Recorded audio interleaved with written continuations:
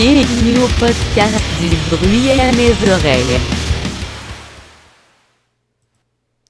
Alright, bonjour, bienvenue au podcast du bruit à mes oreilles. C'est ici Alex et aujourd'hui je suis accompagné de mon co-animateur, monsieur Marc-Olivier Lalonde. Yes, salut Alexandre, ça va bien? Yes, ça va bien toi?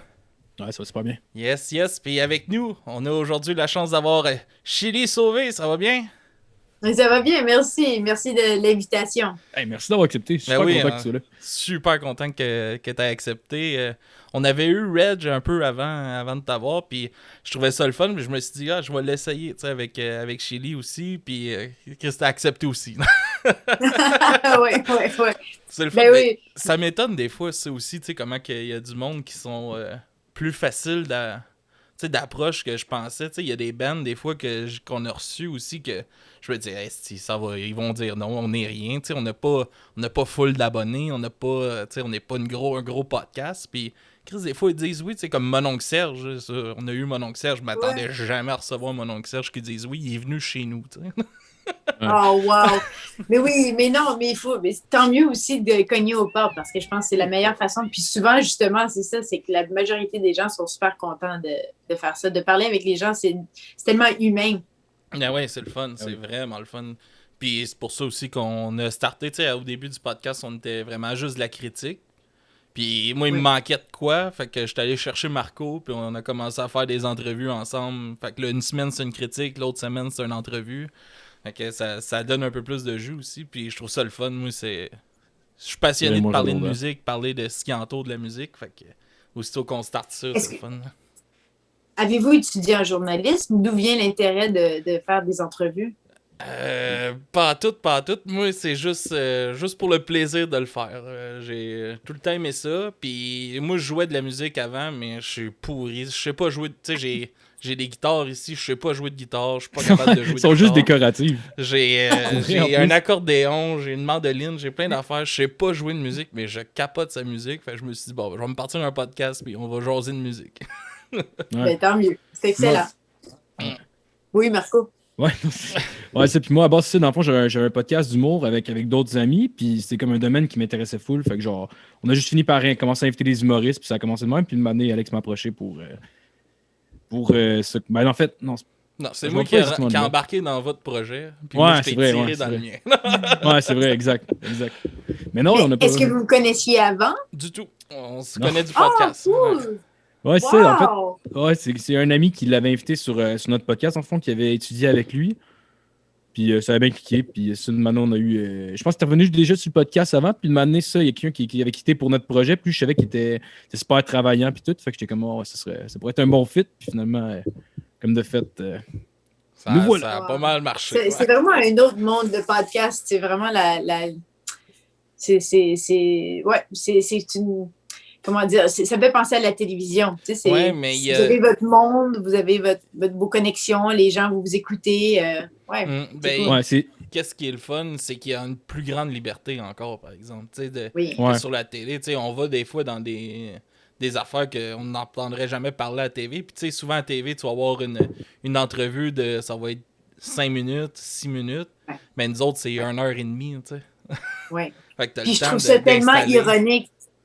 Je trouve ça ironique parce qu'à une époque, à la télévision, c'était possible d'avoir ces longues durées-là, ces longues entrevues-là. Et puis là, en quelque part, on dirait que je l'ai vécu cette époque-là où il fallait tout couper, rendre ça plus court pour que les gens, pour l'ADD des gens, je ne sais pas, ou si c'était les producteurs qui décidaient ça, mais ça faisait que oui, on était limité. Puis là, l'ironie, c'est que le podcast est immense. Les gens adorent les balados. Puis qu'est-ce qu'on retrouve là-dessus? Des entrevues d'1 heure plus. Tu sais, c'est magnifique. Je suis pas contente. As-tu vécu la transition? As-tu vécu l'époque où tu avais plus de liberté quand tu faisais des entrevues? Oui. Mais c'est drôle parce que je regardais David Suzuki. Est-ce que vous connaissez David Suzuki, le scientifique? Oui. Il faisait l'émission The Nature of Things. Puis à un moment donné, j'ai regardé une émission The Nature of Things. Puis je pense que c'était dans les années 80. Puis c'était super long. Là. C'était comme plan séquence sans arrêt. C'était vraiment long. Versus, nous, on avait des longueurs. Oui, on avait plus de temps. J'ai connu des moments où on pouvait faire des entrevues qui duraient plus de temps, puis qu'on pouvait passer des extraits qui duraient 1 minute, disons. Alors que là, après, c'était une cote de 30 secondes, 40 secondes max. On ne pouvait pas dépasser ça parce que c'était pas assez vite, tu sais. Ouais. C'était pas assez rythmé. Puis ça doit être stressant quand que tu rentres dans tous ces barèmes-là en plus. Tu sais, t'as pas d'espace à l'erreur là, pendant tout. Là, tu peux pas. T'as vraiment des grosses clôtures, là, je trouve, là, quand tu rentres dans des affaires de même. Puis ça doit enlever le fun. Ben moi, je trouvais ça plutôt frustrant parce que souvent, quand c'était des entrevues live, ben j'aimais ça parce que les gens n'avaient pas le choix avec les artistes. C'est les artistes qui décidaient finalement. Alors, on faisait des entrevues, puis s'ils voulaient répondre longtemps, mais ils pouvaient, puis ça, j'adorais ça. Évidemment, dans le cadre d'une émission en direct de 60 minutes où il fallait quand même suivre le régisseur de plateau, mais quand c'était des enregistrements comme préenregistrés, des entrevues préenregistrées plutôt. Ce qui me frustrait, c'était dans la salle de montage. J'étais aux côtés du monteur, puis il fallait que je coupe des cotes que j'adorais. Il fallait que je coupe. Il fallait que je construise ce que la personne disait, puis j'étais toujours respectueuse, mais je trouvais ça poche parce que on perdait la magie de ce que l'artiste disait, surtout quand c'est un art comme de la musique ou quand tu as un artiste devant toi qui te parle, tu veux le laisser aller puis tu veux tomber dans son monde finalement. Puis je pense que c'est ça que les gens veulent. Puis là, c'était de confronter le monde de la télé avec le monde des artistes. C'était vraiment bizarre. Ah, vraiment? Puis en plus, j'imagine que tu dois une pression quand tu sais que tu as, genre, mettons, 4 questions à poser. Tu as une pression de genre, OK, là, je veux la meilleure question qui a jamais été posée à lui, en plus. Oui, ça, c'était drôle. Les press junkets, ça c'était dans les cadres, dans des press junkets qu'on appelle ça. Vous connaissez? Est-ce que vous connaissez ce terme? Press junket, c'était... donc, on était appelés souvent, quand, disons, un artiste... surtout un artiste d'envergure, comme ça m'est arrivé avec, disons, Britney Spears ou Christina Aguilera, Katy Perry, ou j'essaie de penser Jay-Z, ou, mettons, c'était des situations où il lançait un album, puis on était tous les journalistes, on voyageait au même endroit pour écouter l'album, puis par la suite rencontrer l'artiste, puis on se faisait donner, disons, 5 minutes pour poser tes questions. Puis oui, ça, c'était plutôt stressant parce que étiez-vous tous les journalistes dans la même pièce, genre, pour poser la question, ou c'était séparément dans une pièce? Non, c'était séparé. Heureusement, c'était individuellement. Okay. C'était pas, c'était pas des... non. Des fois, ça arrivait ça, mais ça, c'était rare, puis j'ai jamais vécu ça vraiment. Moi, c'est ce que je vivais vraiment, c'était des one-on-one quand même, mais c'était très limité, puis ça faisait aussi que l'artiste était fatigué. Des fois, tu n'avais pas l'artiste dans son meilleur état parce qu'il passait en rafale des journalistes de partout à travers le monde. Il répondait les mêmes questions des fois ou pas, mais ça le rendait un peu fatigué. T'sais. Alors, des fois, les artistes... Je préférais des contextes où, par exemple, à Montréal, surtout on était chanceux, les artistes venaient souvent à Montréal, donc ils venaient nous voir, pas à Musique Plus forcément, mais nous, on allait les rencontrer dans leur salle de spectacle ou dans leur loge ou peu importe. Puis là, on avait le temps de leur parler, puis ils n'étaient pas dans le stress de pitcher leur nouvel album. T'sais, ils parlaient de spectacle, puis on pouvait parler de ce qu'on voulait finalement avec eux. C'est le fun. Ah, c'est cool, ça. Tu te rappelles-tu en fait, comment tu as fait ton entrée dans le showbiz? Parce que je sais que t'es né à Ottawa, je pense. Tu as étudié à Ottawa, c'est ça? Oui. Puis c'est quoi? Non, excuse, je te laisse. Non, mais je te laisse poser. J'avoue que c'était pas une question. Ouais, c'est ça, en fait, je sais que tu as étudié à Ottawa, puis tout, mais genre, tu as fait le saut vers Montréal, dans le fond, en attendant de travailler, ou tu as déjà une offre ou une idée de ce que tu allais faire? Oui, donc j'ai étudié à l'Université d'Ottawa en journalisme et l'été de 2002, je fréquentais quelqu'un qui, lui, était déménagé à Montréal quand il avait terminé ses études. Donc, je ne sais pas, on a fait comme une longue distance pendant, disons, une année. Puis à l'été, quand j'ai terminé l'année scolaire, je me suis rendue à Montréal pour juste passer l'été là. Et en fait, c'est vraiment intéressant parce que puis une chance, je me sens tellement chanceuse que c'était pas un moment comme maintenant où il faut envoyer des vidéos puis tout du montage. J'aurais pas été, je pense, en mesure de faire ça. Ce qui est arrivé, c'est que avant de quitter, je travaillais dans un restaurant, puis une de mes copines me disait « Hey, une fois que tu es à Montréal », parce qu'il savait, par exemple, que j'étais en journalisme, que j'étais intéressée à faire des entrevues, que c'est ce que je voulais faire. J'avais fait la radio à l'Université d'Ottawa, puis c'était le domaine qui m'intéressait. Donc, elle m'a dit, une fois que tu es à Montréal, appelle mon ami Graham Garside, c'est un vidéographe à Musique Plus. Puis, tu sais, fais juste l'appeler. Mais quand je suis arrivée à Montréal, j'ai commencé à travailler dans les restaurants puis tout ça. Puis, ça m'a pris un peu en vrai, ça me tentait pas tout de suite d'appeler quelqu'un. Tu sais, j'ai laissé j'allais déposer mes CV à TVA l'ancien TQS, c'était TQS à l'époque. J'avais même pas déposé mon CV à Musique Plus, mais ça pour dire, j'essayais d'y aller moi-même. Mais quand, après un mois, je pense que ça marchait pas, j'ai décidé, fuck it, je vais appeler Graham Garside. Je l'ai appelé, je dis, my name is Shelly, c'est ton ami Heather qui m'a dit de t'appeler. Puis il m'a dit, mais regarde, fais juste laisser ton CV puis une photo. C'est tout ce qu'il demandait, une CV puis une photo à la réception de Musique Plus à mon nom. C'est ce que j'ai fait. Puis là, quelques semaines plus tard, puis ça tombait bien parce que c'était au moment où Anne-Marie Wittenshaw venait de quitter. Pierre Landré aussi. Il y avait comme un revirement un peu à Musique Plus. Donc, ouais, il était un peu à la recherche de nouvelles personnalités. Donc, ils m'ont appelé. Puis, je suis allée pour une première rencontre. Après ça, ils m'ont rappelé pour faire un screen test. Après ça, ils m'ont rappelé pour parler avec Pierre Marchand, qui était le fondateur de Musique Plus. Ouais.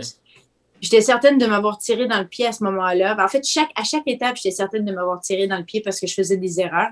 Mais puis avec Pierre Marchand, je m'en souviendrai toujours, mais on s'argumentait sur Britney Spears, le talent de Britney Spears, parce que j'étais en désaccord avec lui. Lui, il trouvait qu'elle était super talentueuse. Puis j'étais comme, je peux pas, excuse-moi, je peux pas, je suis non.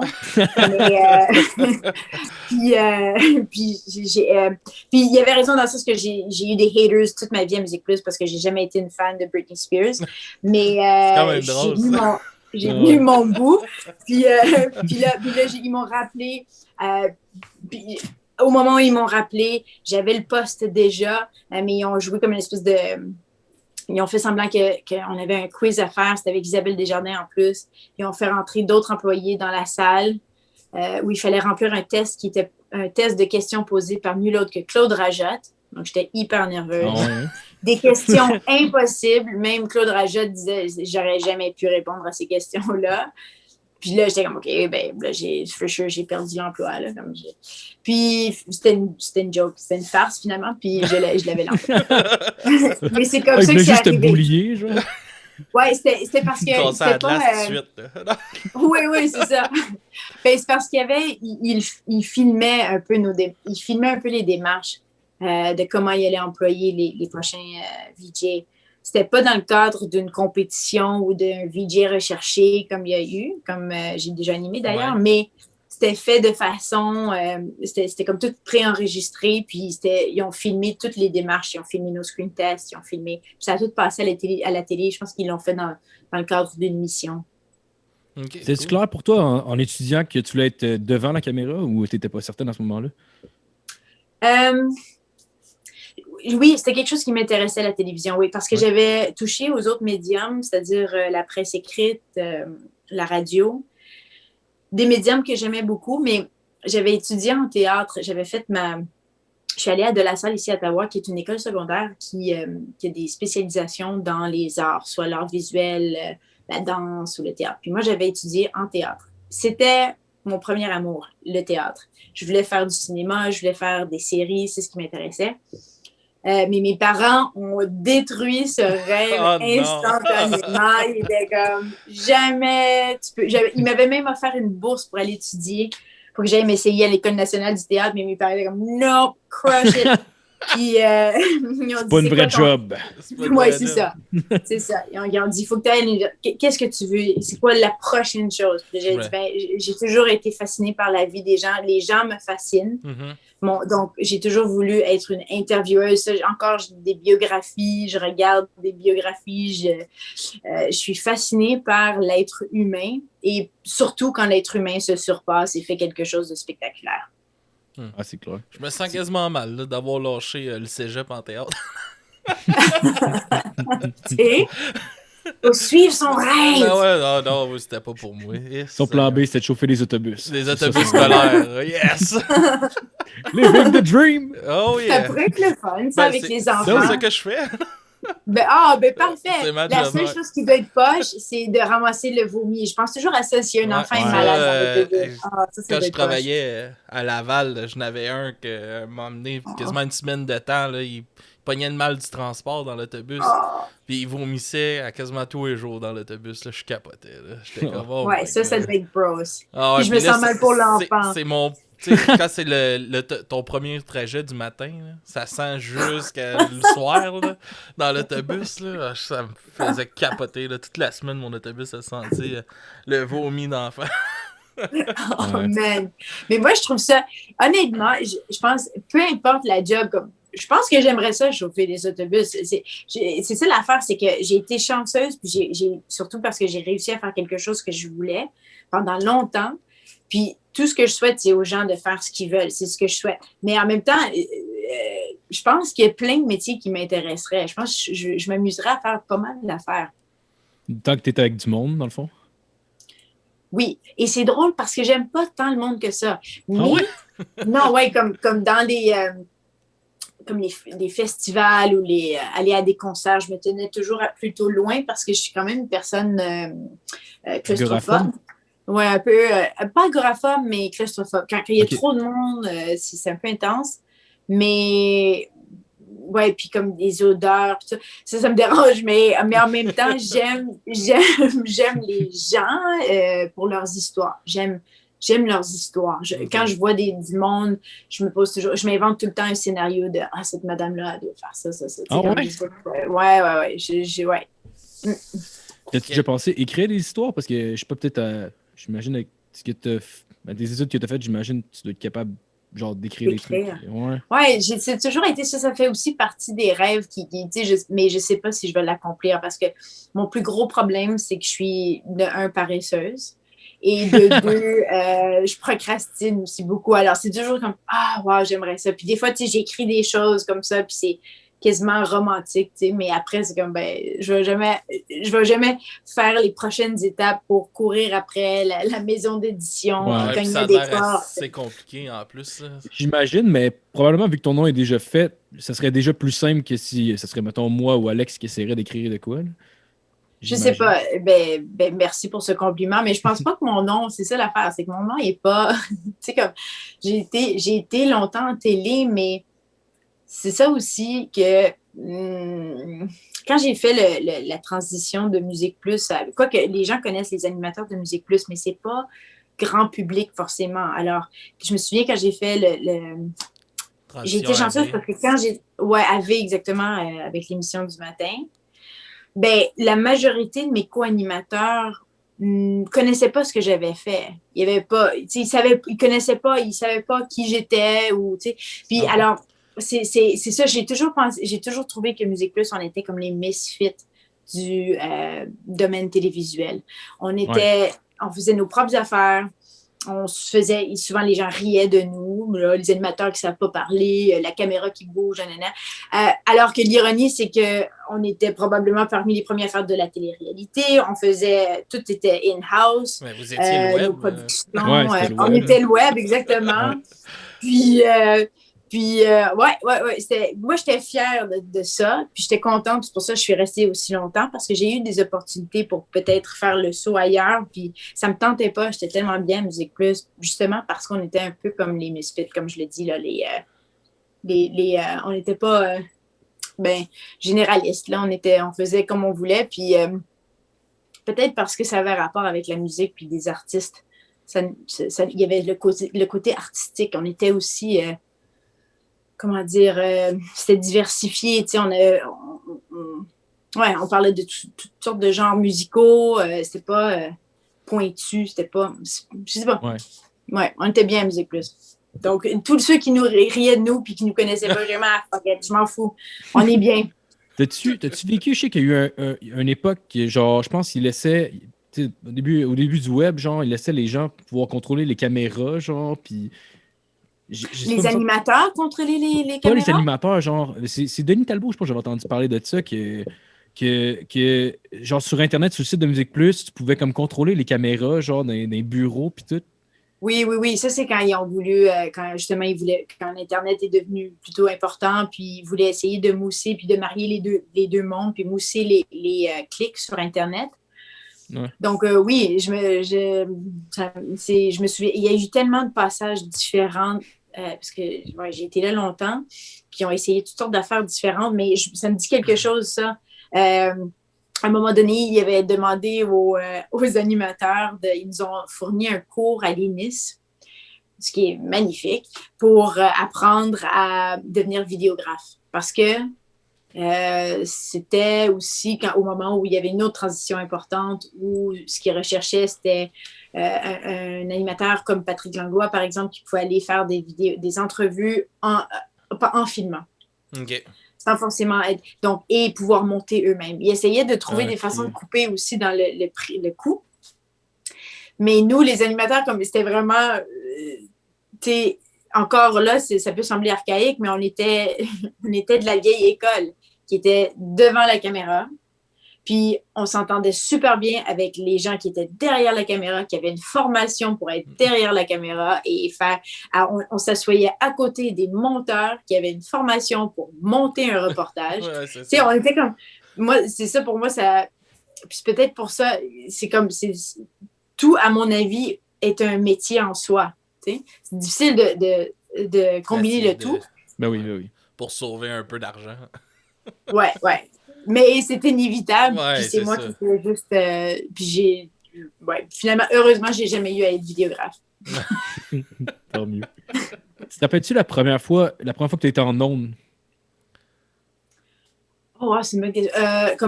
En direct officiellement à Musique Plus, là, en tant que... Ouais, ben la première fois que tu étais filmé, mettons, genre, puis que... C'est, mettons, ta première expérience de tournage, mettons. Le tournage, puis après ça, on parlera de live. Là. Mettons, la première, une émission préenregistrée, puis après ça, quand tu as fait ton premier live... Oui, OK, d'accord. Donc, la première, la partie préenregistrée, je dirais, c'est quand justement j'ai fait mon screen test. Ah oui. Le screen test, il m'avait demandé d'aller sur la rue Sainte-Catherine puis interpeller les gens avec une question. Puis il y avait une caméra qui me suivait, puis il fallait que je parle avec la personne, puis que je reparle à la caméra, comme si on faisait ça. T'étais-tu gêné puis stressé? Non, c'est ça qui est weird, mais je pense que j'ai jamais été gênée, stressée, mais je pense qu'une des raisons... non, c'est pas vrai. J'ai été stressée, surtout avant des lives, surtout quand on faisait des lives à Musique Plus, des artistes du mois ou des trucs comme ça. Ça me rendait un peu nerveuse au départ. En fait, toujours, parce qu'on sait jamais ce qui peut arriver, parce que c'est en direct, puis souvent, c'était avec des artistes anglophones, puis des fois, il y avait le moment où j'étais stressée parce qu'il fallait que tu retraduises, puis tu voulais juste assurer que tu te souviennes de tout ce que l'artiste a dit. Donc ça, il y avait des petits moments comme ça pour moi qui étaient stressants, mais généralement parlant, je ne suis pas une personne nerveuse devant la caméra. Probablement parce que je pense qu'il n'y a personne qui regarde. J'ai l'impression que je parle au caméraman qui est avec moi. Je suis en train de... on dirait que je pense pas qu'il y a des gens qui regardent, donc ça me rend pas nerveuse. Ouais. OK, donc pour répondre à la question, excuse-moi. C'est pas à toi de faire la transition, t'as pas de sentir. Non, pardon. Il y avait une des question. Vieux réflexes qui arrivent. T'es bonne.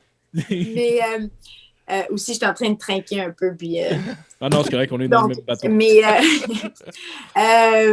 alors, donc, ça, c'était la première fois que j'ai eu mon expérience avec un Kodak, mettons, devant moi. Après ça, première expérience en direct, je crois que c'était au moment où ils nous ont présenté. Puis c'était avec Nabi. J'étais avec Nabi. Vous vous souvenez de Nabi? Ben oui. J'adore Nabi. Puis un petit cœur. Puis on était en direct. Puis c'était juste vraiment pour présenter qui tu es, d'où est-ce que tu es, puis d'où est-ce que tu viens, puis c'est quoi un peu ton histoire. Puis puis ça s'est bien passé. Puis j'étais pas nerveuse. Encore, j'étais pas nerveuse. C'est comme si on jouait. Tout le long, j'ai joué à Musique Plus pendant 13 ans. C'est vraiment ça. Puis, non, excuse, continue, je vais te laisser finir. C'est ça, je pense que c'est ça. Ça, c'était les deux. Le live, mon premier direct, c'était ça. Puis mon premier, disons, pre-tape, c'était le screen test. Ma première expérience pre-tape, c'était le screen test. Ouais. Puis mettons, dans le temps que tu faisais du théâtre, ça te mettait-tu nerveuse sur une scène, devant des gens, genre? Ou... Non plus. Je sais, c'est bizarre. Je sais pas c'est quoi mon problème. Je suis pas... Puis j'ai réalisé que des fois, je pense qu'on dirait que disons... Tu sais, oui, je suis pas nerveuse comme je vais vomir avant. Mais bien sûr, je vais beaucoup y penser. Disons, le soir avant d'un artiste du mois, je dormais pas comme les soirs avant une journée normale. J'avais mes questions qui roulaient dans ma tête. J'ai un côté... Ça a toujours été important pour moi d'avoir une certaine rigueur, même si je suis très bouffon, là, puis j'ai jamais l'air d'une personne sérieuse dans la vie, mais une certaine rigueur, de bien travailler, de bien collaborer aussi, parce que souvent, je me retrouvais aux côtés d'autres VJ qui étaient, comme par exemple Rebecca McConnell, qui est absolument magnifique, qui était comme ma mentor, disons, parce que je me suis retrouvée à ses côtés souvent pour les artistes du mois. Et puis, c'est elle qui faisait l'entrevue principale. Moi, je me retrouvais dans la foule, puis dans le public. Puis, elle avait vraiment une rigueur. Donc, j'ai été chanceuse aussi de me retrouver aux côtés de gens comme elle qui travaillaient sérieusement. Puis, je pense que tout le monde à Musique Plus, OK, pas Reg, mais tout le monde à Musique Plus travaillait sérieusement. Reg est comme, ou peut-être que Reg est juste toujours, mais non, il travaillait, mais il avait toujours l'air comme relax, puis no problem, on va faire ça vite, no problem, on va faire ça vite. Puis il y avait toujours l'air, puis alors que tous les autres, on était comme, OK, toi tu vas parler de ça, moi je vais parler de ça, OK, on va faire ça, OK, parfait. On se reparlait toujours, mais Reg était toujours plus relax à travers tout ça.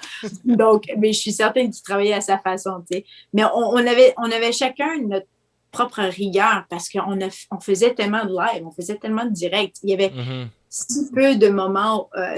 Puis c'est pour ça que des fois, il y avait des erreurs. Il y avait des erreurs de français. Il y avait des erreurs du bafouillage où on se mélangeait à quel clip est-ce qu'on lançait. Parce que aussi, l'autre chose, c'est on était déconseillé d'avoir soit des tablettes ou des feuilles devant nous. Au départ, quand j'ai commencé, j'avais ça. Oui, il fallait pas faire ça. Il fallait se souvenir. On se rappelait de tout. On se rappelait de notre texte, on se rappelait Tu n'avais même pas de mémoire, mettons, dans ta main ou genre de quoi de subtil? Non, tu sais, des fois au départ, surtout quand j'ai commencé. Non, pas de télé. Non, pas de télésouffleur. On n'a jamais eu de télésouffleur à Musique Plus. Même je me souviens, ça c'est une joke à Reg, je m'en fous parce que Reg puis on est des bons buddies, mais je me souviens parce qu'on faisait des publicités des fois, puis Reg, c'était comme, man, on peut pas avoir un télé-souffleur, au moins une pub, tu sais, ça serait cool d'avoir un télé-souffleur pour la pub, tu sais, il faut toujours qu'on apprenne les textes, c'était comme 1 minute, tu sais, pour Reg, c'était comme, fuck that. Mais donc, c'est ça c'est l'autre affaire que j'ai toujours trouvé ça drôle que les gens riaient de nous à Musique Plus parce que je trouvais qu'on était des animateurs, que tu nous demandes de faire quelque chose, on va te livrer un texte en 1 minute, on va respecter le temps alloué parce qu'on est habitué à ça. Ouais. Et il n'y a rien de scripté. Tu sais, c'était vraiment... Donc, moi, j'avais cette fierté-là, puis c'est ça qui était... excuse-moi, je déparle et je ne sais même plus où est-ce que je suis rendue. Ah, ben non, t'es super cohérente. Mais c'était juste ça, c'était ça comment on était. Ouais. La rigueur, c'est important pour moi. C'était déjà arrivé d'avoir des blancs en live, justement? Probablement. Et là, j'ai comme un trou de mémoire. Je sais pas. Probablement que ça m'était arrivé. Oui, exactement. Le voilà. Et ça ressemblait à ça. Mais si j'avais un trou de mémoire, moi, j'étais plus le genre de personne, d'animatrice à le dire, à être honnête avec la personne, puis le vivre avec la caméra ou avec les gens. Donc, soit que je le disais, et où je demandais au régisseur de plateau qui était là, tu sais, je vivais le moment. J'ai pas forcément eu chaud, mais ça m'est arrivé rarement parce que justement, j'essayais toujours d'être prête avant. Okay. Parce que quand tu es prêt avant, ça te permet aussi d'avoir un jeu, de pouvoir jouer après. Une fois que tu connais ta base, tu peux jouer, tu peux t'amuser. Puis pour moi, c'est ça qui était important, c'était de garder les choses le plus naturelles que possible. Donc, tu sais, quand tu connais ta matière, ben là, après, tu peux juste jouer avec les gens avec qui tu co-animes ou avec les gens à la maison, puis après, tu peux juste remplir le tout avec les informations. Ouais, c'est ça. Ben, nous autres aussi, c'est un peu de même qu'on va fonctionner dans le podcast. Tu sais, comme là, toi, c'est un peu... La préparation est quand même facile pour nous vis-à-vis qu'on t'a écouté à TV, on a suivi qu'est-ce que tu avais fait quand tu étais à Musique Plus puis tout ça, fait que la préparation est comme faite dans la mémoire là, déjà en partant, on pourrait dire. Ah, cool. Wow. Mais tu sais, on est bien des gars, tu sais, on aime ça. Nous autres, c'est vraiment la discussion, tu sais, on va parler, puis même si on déroge complètement, c'est pas grave. Ça fait un moment qui est plus humain, puis c'est moins du Q&A. Puis souvent, les meilleurs moments, c'est des questions qui sont pas nécessairement écrites, moi, je trouve, personnellement. Là, mais... Oui. Puis ça, à mon avis, ça, c'est quand il y avait des gens qui venaient faire des stages à Musique Plus, c'était toujours ça que je leur disais. tu te bâtis un squelette, mais le plus important, à mon avis, c'est justement ça, c'est de suivre l'artiste. Pas que je suis un artiste, mais je parlais dans le contexte où moi, je parle à l'artiste. Puis j'avais mon squelette de questions, mais si je voyais que l'artiste, tout d'un coup, allumait sur quelque chose, ben je le suivais dans cette vague-là. Je n'étais pas collée à mes questions, tu sais, parce que c'est ça le plus important, c'est de mettre en valeur les gens avec qui tu t'entretiens. Tu sais, si c'est ça le but, là. Mm-hmm. Ben ouais, c'est clair. Ouais. Tu te rappelles-tu, mettons, qui t'impressionnait quand tu étais jeune, mettons, avant de faire ça, que tu regardais aller, puis... Oui, mais pour moi, c'était du côté anglophone. C'était Jimmy Becker, en fait. C'est à cause de Jimmy Becker que j'ai décidé de faire de la télévision, parce qu'elle faisait Fashion Television du côté de... Ben, elle a commencé à Much Music avec New Music. Elle était VJ à Much Music, pardon. Mais je ne l'ai pas connue à ce moment-là. Moi, je l'ai connue vraiment, je regardais Fashion Television quand j'avais peut-être 13, 14 ans.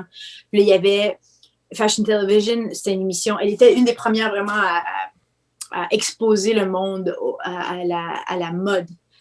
Aux grands de la mode, les grands designers internationaux. Okay. Et elle allait les rencontrer pendant les défilés de mode et tout ça, internationaux. Puis je la trouvais magnifique parce que elle n'était pas gênée, elle posait ses questions, elle était fun, elle était charismatique. Je trouvais qu'elle présentait toujours bien ses reportages.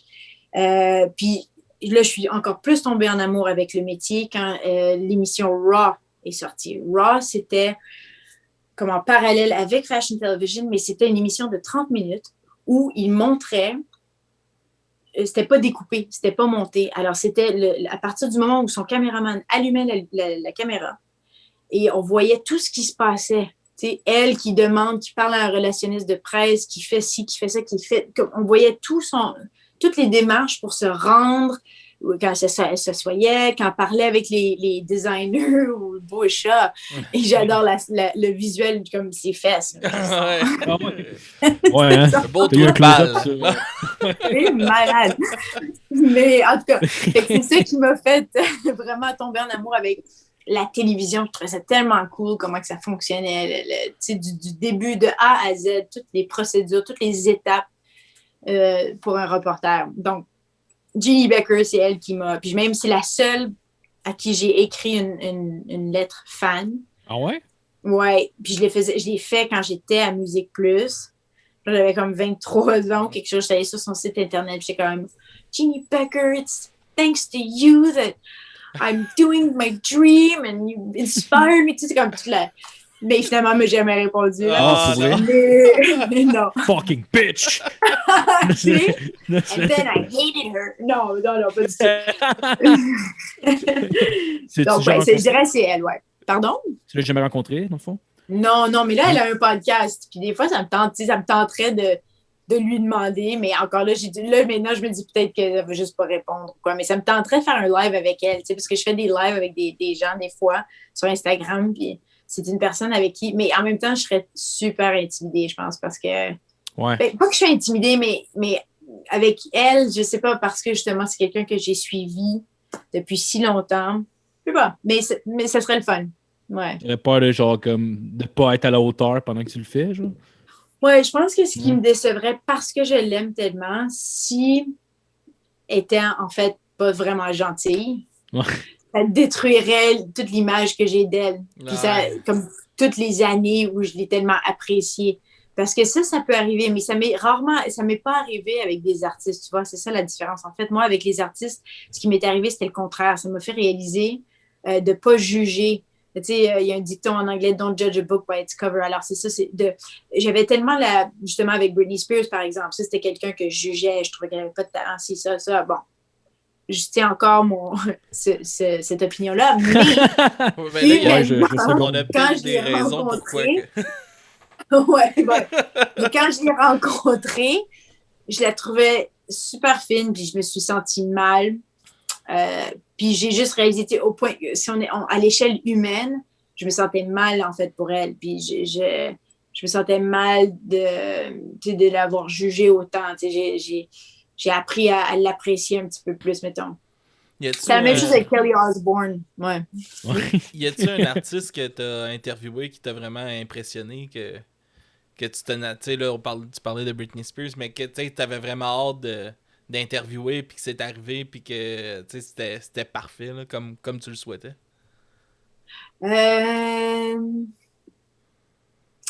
C'était parfait.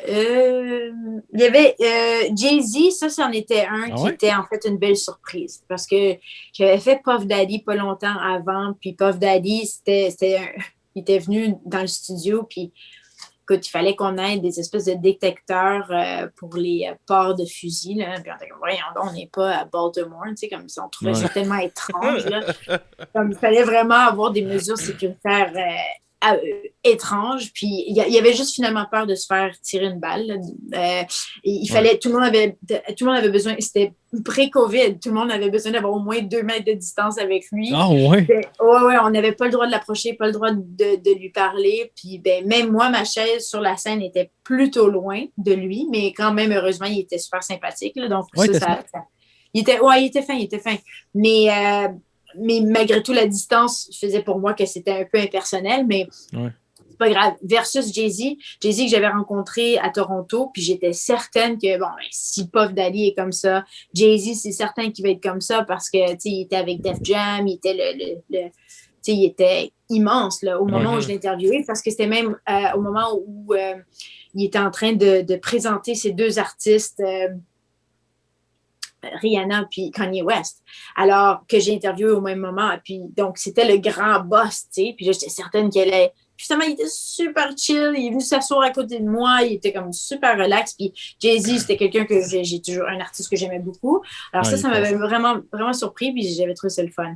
Mais sinon, les Beastie Boys, j'ai à l'école secondaire, j'écoutais les Beastie Boys. Je les aimais tellement... puis quand j'ai eu la chance d'aller les interviewer, j'étais un peu nerveuse, mais ça a super bien été. Il était vraiment gentil. Il était très, super intelligent, le fun. Je pense que là aussi, je me suis fait je m'étais tirée dans le pied avec eux parce que j'avais critiqué Paris Hilton avec eux. Puis les autres étaient comme, she's really nice, she's a nice girl. En plus, c'était héros de secondaire. Je suis comme, tabarnak. Ouais, exactement. Là, j'ai comme, you know. Yeah. So, mais finalement, c'est ça. C'est que, il y a plusieurs. En fait, heureusement, j'ai eu plus de belles expériences que de mauvaises expériences. Puis les mauvaises expériences, souvent, c'était pas surprenant. Tu sais, comme si, disons, l'artiste n'était pas. J'ai comme, je m'attendais à ça parce que moi, j'étais parmi ceux qui, justement, soit lisaient beaucoup d'entrevues qu'ils avaient fait auparavant, où je passais à travers les vidéos, les entrevues qui avaient été faites avant à Musique Plus dans la vidéothèque. J'en sortais plein, je les regardais, j'analysais. Pour moi, c'était le plaisir, comme j'ai le plaisir de lire des biographies. Alors, j'ai le plaisir d'analyser la personne, de vraiment l'étudier, même tout, les façons, les manières, les ci, les ça. C'est comme, je sais pas pourquoi, je suis comme détective, là, mais j'aime ça. Oui, mais je pense que ça devait t'aider aussi dans tout ça, parce que tu pouvais reconnaître des signes de certaines choses. C'est une zone que ça, il voudrait pas y aller, ou quand il fait ça, ça veut dire ça, ou des choses de même. Là. Ça te donne des bonnes lignes directrices. Là. Vraiment, vraiment. C'était des bons repères parce que j'avais l'impression de les connaître un petit peu d'avance, tu sais. Ah, c'est clair. Puis c'est qui, mettons, la personne la plus désagréable que tu as côtoyée? J'imagine, oui, il parle tout en anglais, là, fait qu'il n'y a personne qui va l'entendre. Mais... c'est Reg. Non. Malade. He's a dick. Non, mais j'essaie de penser côté artiste. Honnêtement, les artistes, c'est ça qui est fou, c'est qu'ils sont tous pas mal vraiment gentils. Ce qui est surprenant avec eux souvent, c'est qu'ils sont eux-mêmes. Tout ce que tu réalises, c'est que c'est eux-mêmes des gens qui sont vulnérables, avec plein d'insécurité. Alors, c'est ce qui est fascinant. Donc, il n'y a jamais vraiment... peut-être qu'il y en a... Puis, peut-être que je suis redondante parce que c'est elle qui ressort toujours quand on me pose cette question-là, mais c'est parce que c'est elle, je pense, qui était la plus déplaisante à travers toutes les années. C'était Jessica Simpson. Simpson. Parce qu'elle était juste... puis c'était au début de ma carrière. C'était comme en 2003, peut-être. C'était mon premier voyage. C'est dans son prime à elle, genre? Son prime à elle, quand elle faisait l'émission de Newlyweds. Puis elle avait sorti un album. Ouais. C'est vrai. Ouais, puis elle se pensait vraiment top notch. Là. Probablement, je pense qu'elle avait déjà fourré aussi, fait qu'elle se sentait comme un petit peu plus hot, tu sais, parce que tu sais, avant Nick était vierge. Mais puis elle était mariée, cela était comme une femme. Mais non, c'est pas ça. Là, je suis juste bitch. Ce qui est arrivé en fait avec elle que j'ai pas aimé, c'était que c'était dans le contexte d'un press junket. Puis tu sais, souvent, avant qu'ils disent les caméras roulent, tu as le temps de parler un peu avec l'artiste, tenter le terrain, essayer de réchauffer un peu l'affaire. Tu sais. Mais avec elle voulait rien savoir. Je disais, hi, how are you? Puis elle était comme good.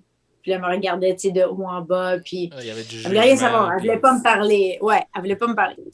Puis là, aussitôt que le caméraman a dit, OK, cameras are rolling, go. Elle était comme, puis je disais, hi, how are you? Puis moi, je m'attendais à une entrevue qui allait vraiment juste chier.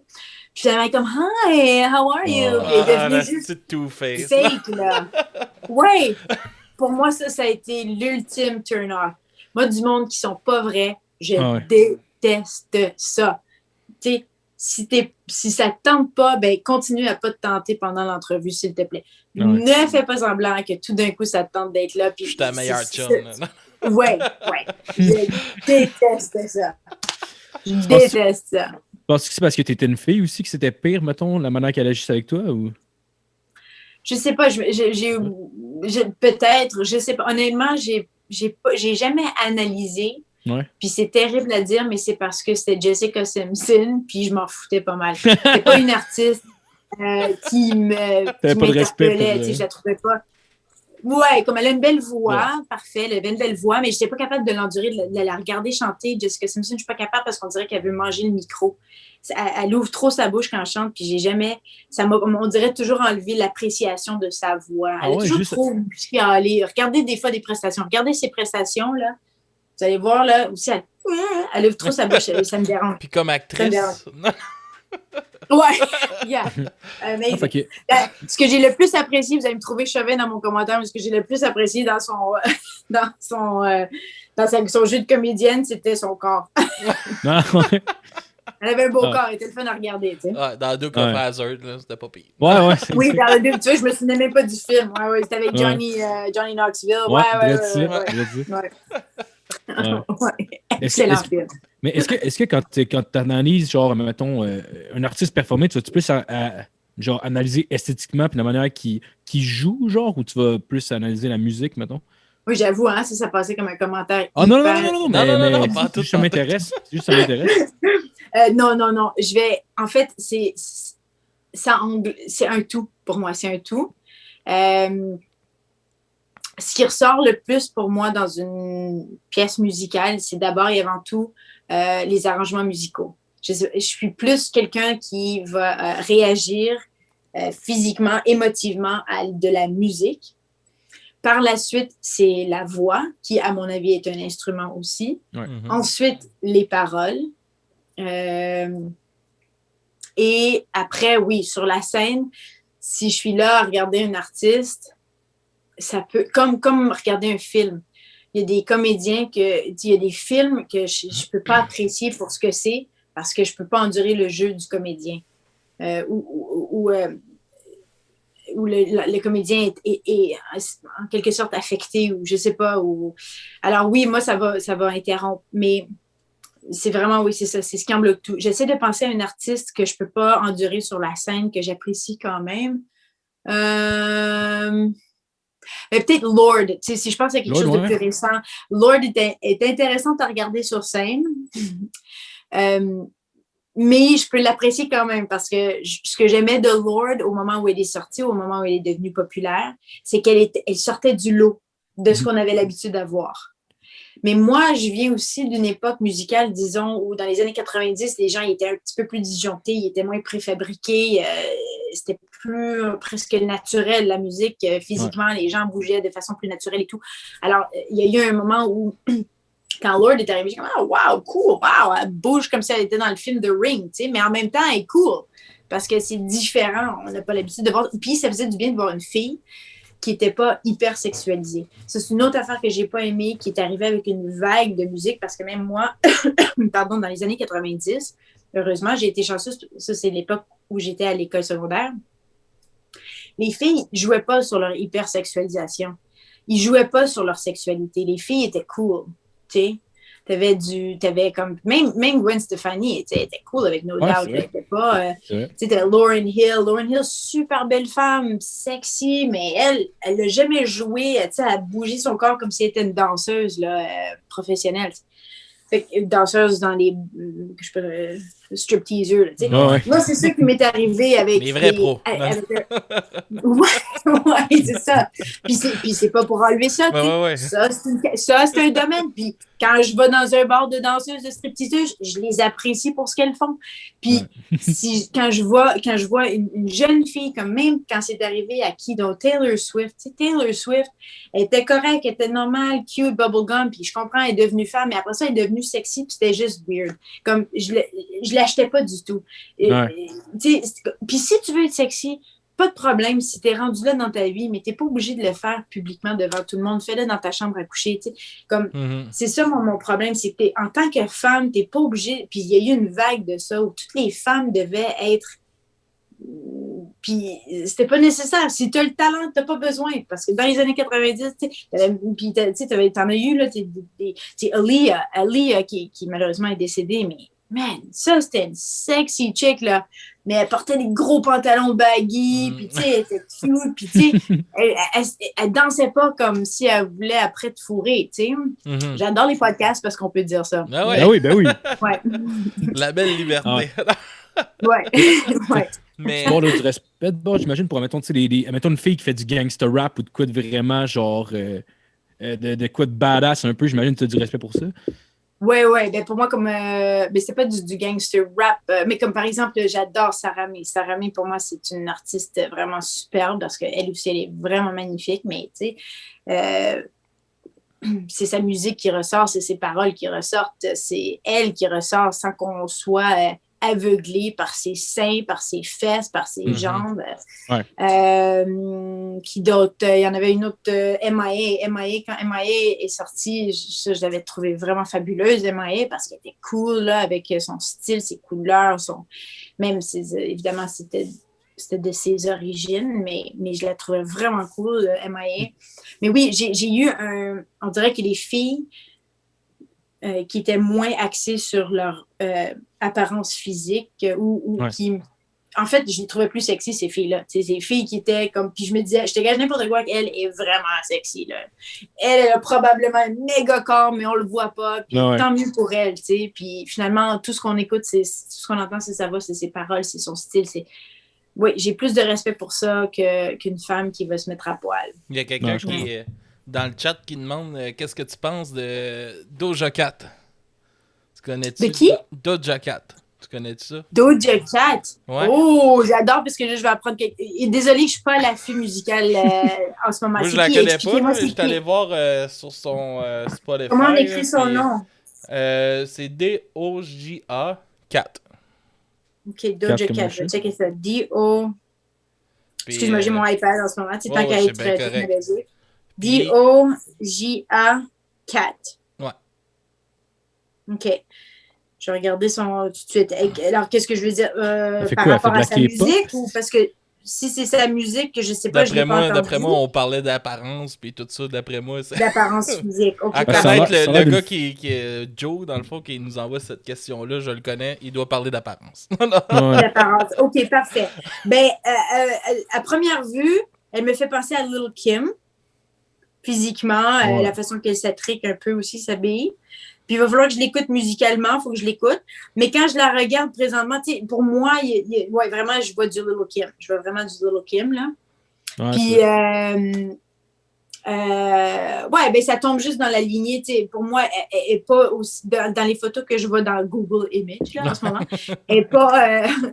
je veux dire, Beyoncé est comme ça aussi maintenant, je veux dire, il n'y a rien de choquant dans les images que je vois parce que je me souviens quand Lil' Kim était choquante. Ouais. Parce qu'elle faisait partie des seules qui s'habillaient comme ça, tu sais. Mais maintenant, c'est devenu tellement commun que quand je vois ça, malheureusement, on est un peu habitués, tu sais. Ouais. C'est pas choquant. Il va falloir que j'écoute sa musique. Merci pour la découverte. Je vais écouter sa musique. C'est quand même intéressant. T'as écouté le biopic de Biggie Small? Non. Genre des années je pense fin 90, début 2000. Je pense que ça devait être 2000 genre, qui avait sorti ça. Puis justement, il y a un bout avec Lil Kim qui. Tu vois, c'est comme lui qui a un peu buildé son character, si on veut. Là. C'était quand même intéressant.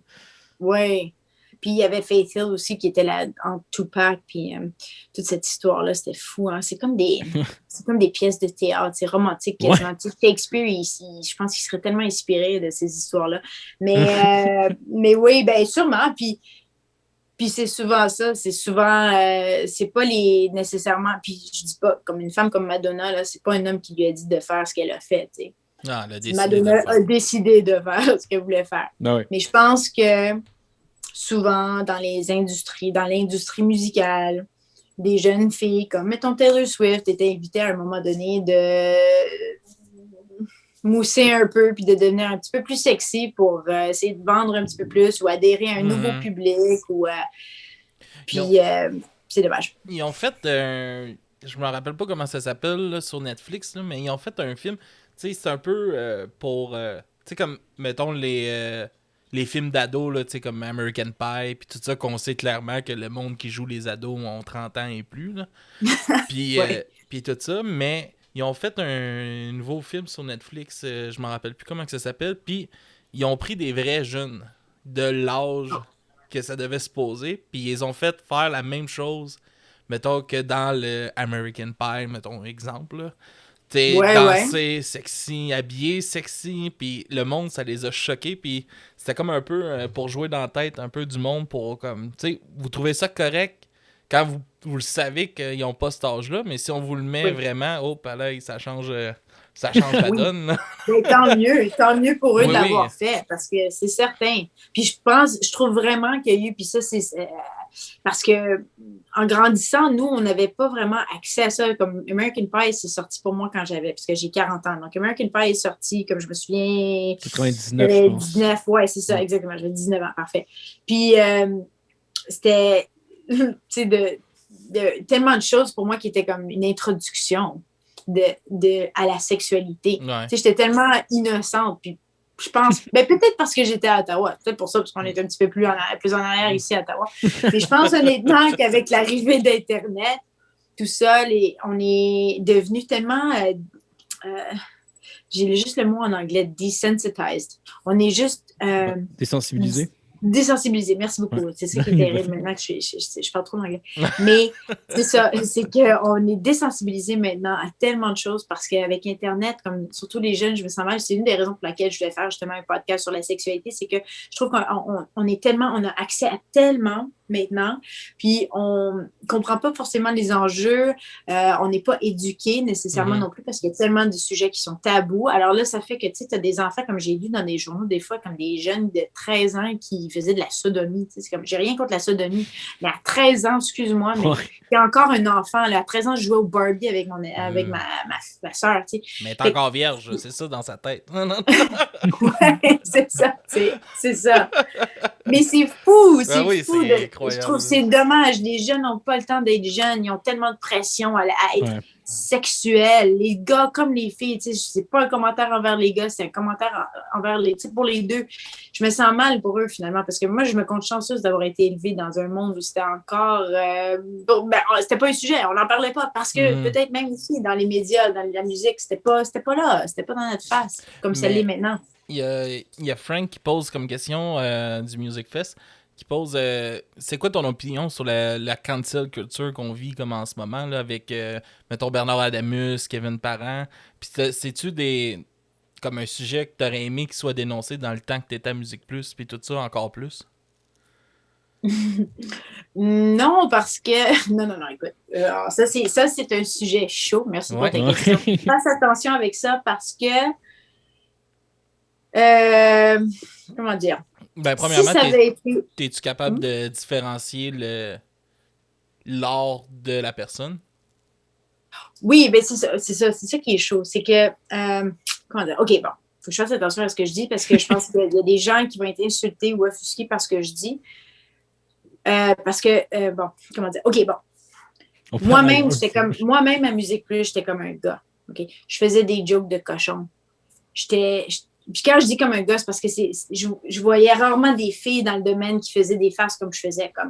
Comme si je voyais sur un vidéoclip une fille je disais, wow, regarde son corps, regarde ses seins, regarde ses fesses. J'étais le genre de personne comme ça. J'étais one of the boys. Alors, puis j'étais comme ça avec les artistes aussi.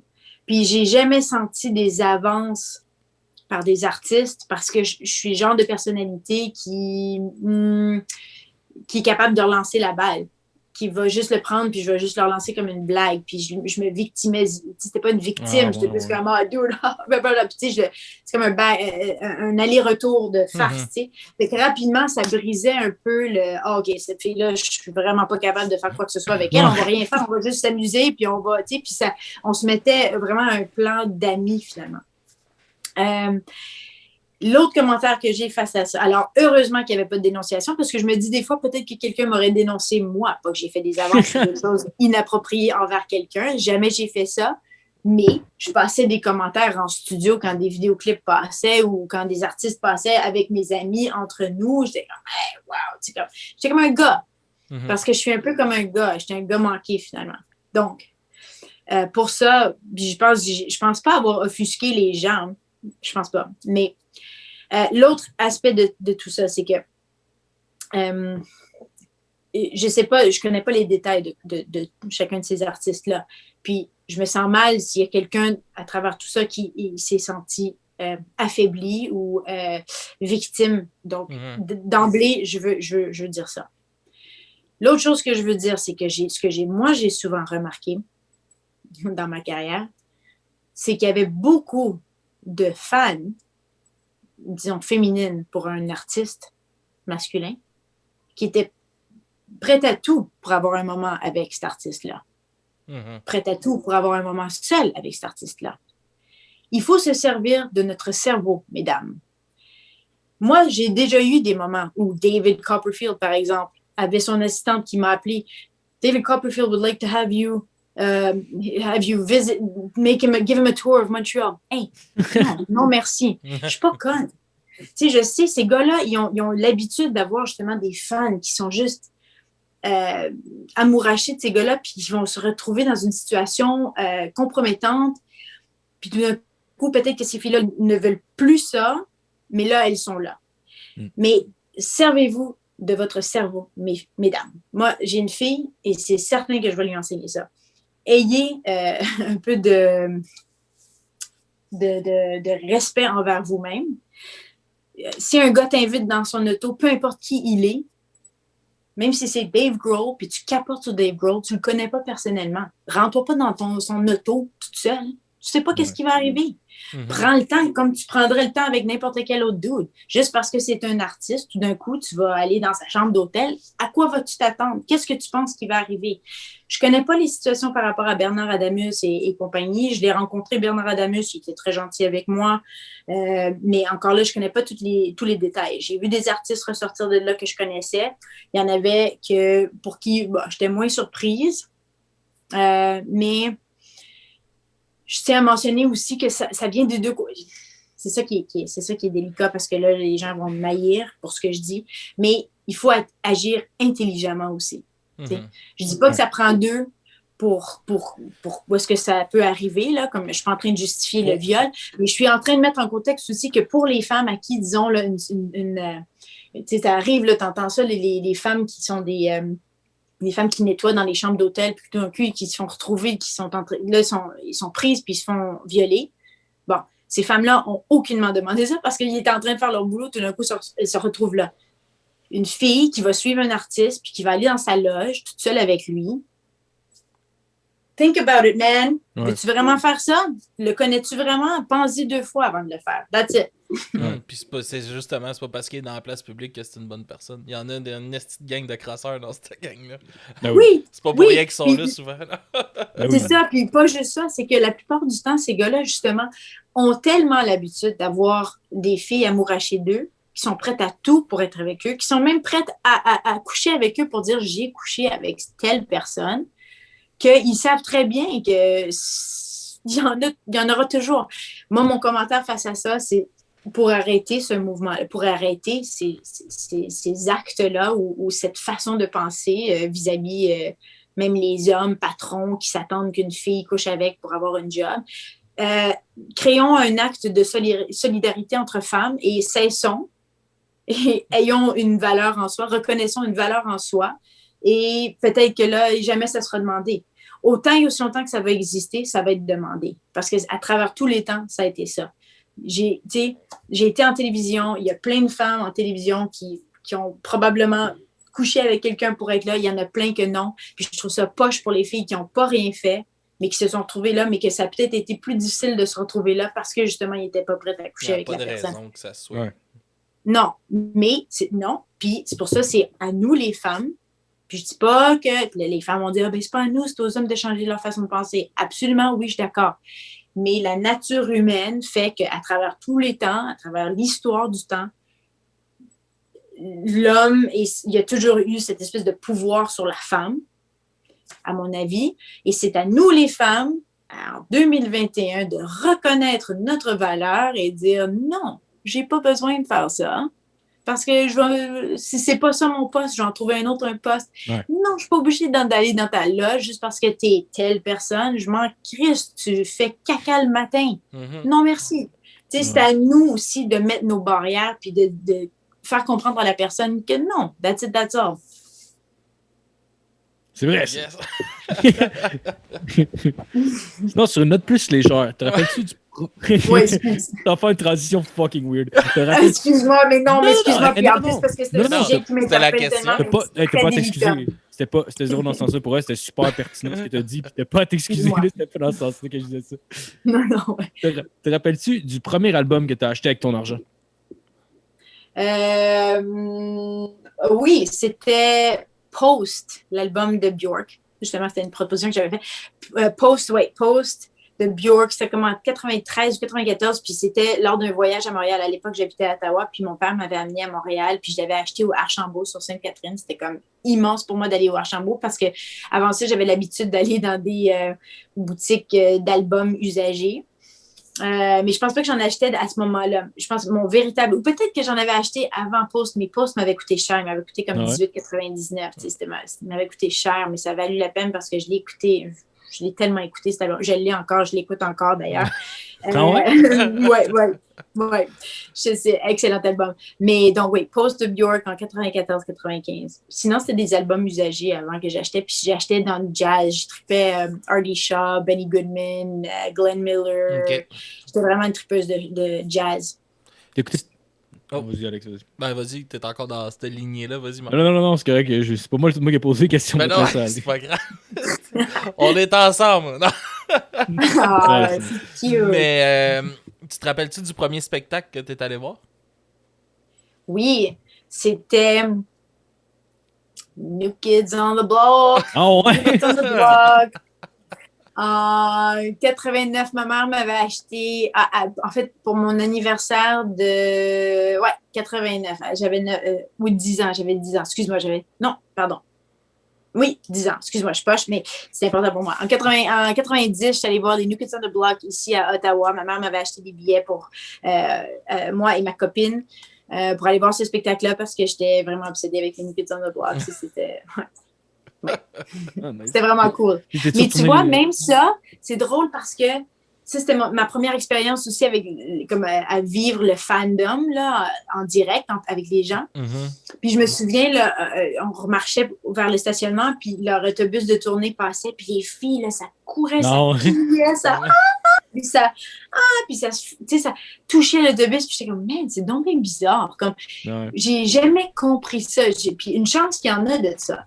Mais j'ai jamais compris ça parce que je peux apprécier l'artiste, puis tu sais, j'avais leurs affiches, puis je lisais les revues avec les articles, justement, les entrevues, les ci, les ça, mais j'étais pas comme je pleurais pas pour eux ou des choses comme ça. Puis tant mieux que ça existe, puis j'ai rien contre ça, je trouve ça magnifique. C'est juste que peut-être que j'ai été capable de faire le métier que je fais parce que justement, j'ai jamais été follement amourachée d'un artiste. Ah, mais c'est weird. Là, mettons même les Beatles dans le temps, que genre, tu sais, t'allais les voir en show, puis clairement, t'entendais rien. Là, t'entendais juste des filles qui criaient, c'était trop gueule, Ben oui, c'est fou, là, je l'ai vécu avec les Backstreet Boys, dans les studios de Musique Plus, là, ça criait tellement fort, j'entendais rien. J'étais dehors, puis Puis les filles, il y avait une fille, elle me tirait les cheveux, elle me touchait les cheveux parce que juste avant, Nick, il m'avait donné comme une espèce de câlin, puis comme il m'avait touché les cheveux, puis la fille voulait juste... Toucher à quelque chose que Nick a touché. Oui. Il a touché à poignée de porte! Tu sais? C'est quelque chose, c'est fascinant ça. Avec One Direction, même chose, c'est vraiment quelque chose, ouais. Mais je me rappelle de regarder ça chez nous à la maison, pas Backstreet Boys nécessairement, je me rappelle pas c'était quel groupe, mais j'écoutais l'artiste du mois, puis je me rappelle d'un moment de on va aller en clip ou quelque chose là, plus capable. Là, j'entends rien, il y a rien qui marche là. Ah non, c'est vrai, parce que aussi, il y a un moment où on n'avait pas encore d'oreillettes. On n'avait pas d'oreillettes. Tu sais, Musique Plus a été quand même au ralenti technologiquement. Ouais. Ça nous a pris du temps. Mais il n'y avait pas les mêmes budgets non plus que les non, autres. Exactement, les autres places, c'est vrai. Donc, ça faisait que notre micro résonnait dans le studio pour qu'on puisse relancer la... Mais souvent, ils nous plaçaient même plus près, là, pour qu'on puisse, tout dépendamment de la foule. Mais, ouais, il y a eu des moments vraiment... Mais c'est magnifique en même temps, justement. Tu sais, jamais que... Quand est-ce que tu vis ça? C'est quelque chose de... C'est rushant, là. Quand c'était fini l'émission, t'étais comme « Wow! » Tu sais, on sort-tu? On fait-tu quelque chose? Parce que c'était l'adrénaline, un gros rush d'adrénaline, là. Ouais. Mais même pour ces gars-là, ça doit être difficile, pareil, parce que ça doit même pas être une ambiance qui est le fun. C'est genre, ils sortent, il faut quasiment qu'ils se sauvent en courant parce que le monde essaie genre de. Legit de juste le toucher ou lui arracher quelque chose sur le dos. Là, ça doit être quasiment. Ouais. Ou mettons c'est comme fou. Puff Daddy que tu parlais tantôt, que tu avais interviewé, tu sais que lui, il doit être dans paranoïa tout le temps. Là, il demandait de tout le monde checker pour les guns, puis tout lui il se promène, il doit virer fou. Ouais. Ben, surtout le monde hip-hop. Les autres, ils ont vécu ça, le monde rap, le East Side, le West Side. Ben oui, lui, il était genre crissement dans cette boucle-là. En plus, c'était même déjà arrivé. Puis, mais tu sais, comme même 50 Cent, il s'est fait, il y a eu comme 9 balles juste d'en face ou quelque chose. Là, il s'est fait tirer 9 fois, ou je sais pas, en tout cas. Mais c'est fou leur histoire à eux. Mais oui, puis quand tu vois ça, comme j'ai regardé le documentaire de Shawn Mendes récemment, puis c'est ça, je pense que, puis tant mieux, c'est ce qu'ils veulent, d'une part, c'est ce qu'ils veulent, les artistes, ils veulent faire leur musique, ils veulent être quand même populaires pour pouvoir vivre de leur musique, mais après, il y a un prix, oui, il y a certainement un prix pour ces gens-là, puis avec Shawn Mendes dans son documentaire, ce qui m'a le plus touché à travers tout ça, c'est qu'il a dû annuler des spectacles de sa tournée parce qu'il est devenu malade avec sa voix et il était incapable de chanter.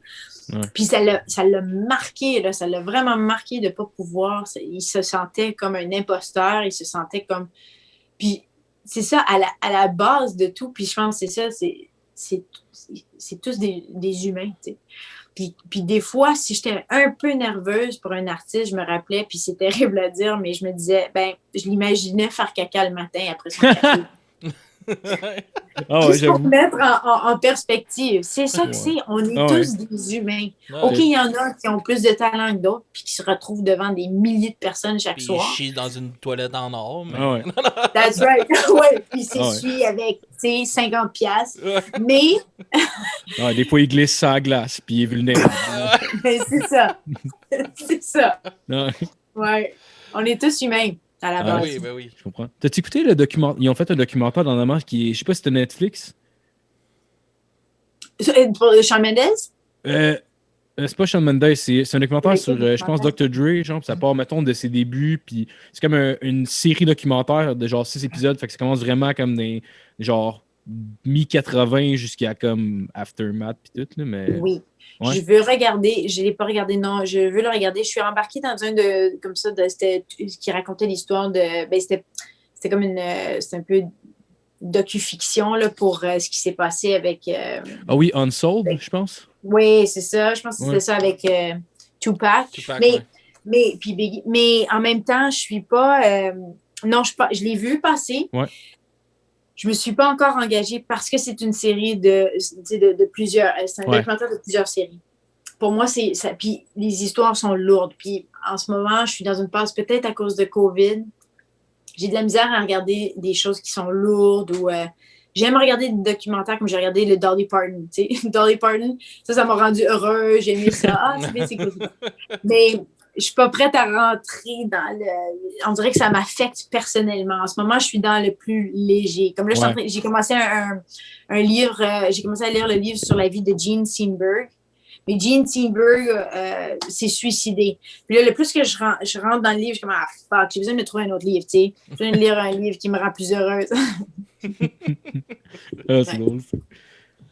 Ouais, c'est des... Je peux comprendre ça avec le temps qu'on vit aujourd'hui, là. C'est pas tout le temps... C'est pas facile pour tout le monde, là. Moi... Non. Tu sais, je sais, comme, mettons, des fois, ma blonde, là, c'est plus difficile pour elle. Tu sais, elle passe ses journées ici parce que là, on a un bébé. Mais là, tu sais, je vois personne. Félicitations. Tu sais, je vois personne. Fait tu sais, moi, je vais travailler. Je vois plein de monde dans ma journée avec les enfants puis tout ça. Puis, tu sais, elle passe sa journée ici. Puis, elle dit, tu sais, mon seul moment, tu sais, mon seule interaction que j'ai, c'est avec un bébé qui me répond pas, tu sais. Ah oui. Mais il y a quel âge ton bébé? Elle a eu 8 mois la semaine passée. Ah, je la comprends à fond parce que moi, j'ai arrêté le boulot pour justement m'occuper de la famille. Puis j'ai trouvé ça, d'une part, absolument magnifique, mais d'une autre part, oui, c'est difficile. Mais de un, il y a une lumière au bout du tunnel, puis de deux, ça passe tellement vite qu'il faut qu'elle profite. Je sais que c'est chiant, là, puis c'est chiant aussi de pas être qui elle est, probablement, tu sais, comme tu es une mère, tu n'es pas ta personne, mais ça passe tellement vite que... Mais je la comprends, ouais. C'est quoi, t'as 2 enfants, toi, Chélie?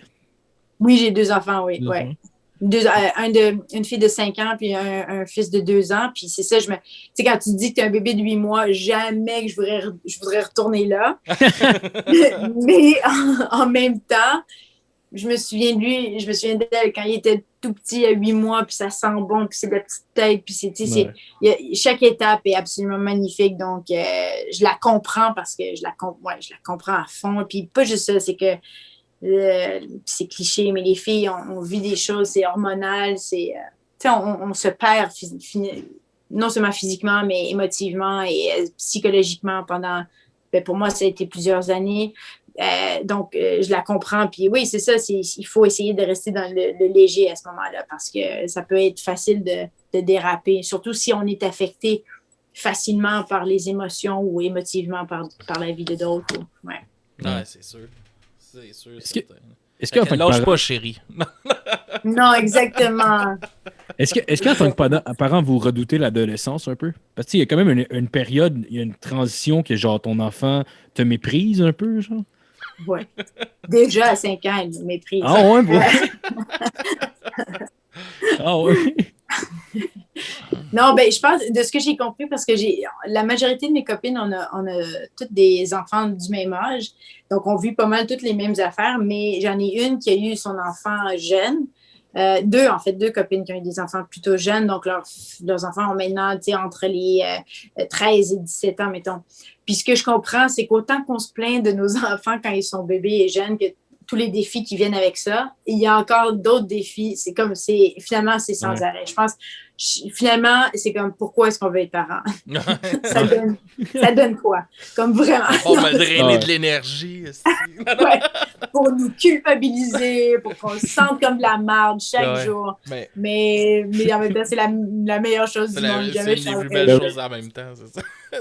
C'est ça. Mais Marco, juste pour dire, tu sais, moi, ma petite, elle a 8 mois, là. Puis des fois, je fais des affaires, puis elle me regarde, puis j'ai l'impression qu'elle me juge. Ah ouais, elle juge déjà 8 mois. Des fois, c'est pas parler. Ils te regardent, puis ils sont comme... What the fuck? Parce que, tu sais, Alexandre, en bout de ligne, ils vont être plus intelligents que nous. Chaque génération est plus intelligente que nous. Oui. Ça fait chier des fois je regarde ma petite puis je me dis, Chris, es-tu en train de me juger, toi? Tu te lèves même pas de bout encore. Tu me juges moi dans ce que je fais? Non? Ah non, c'est ça. Elle se chie des culottes à tous les jours.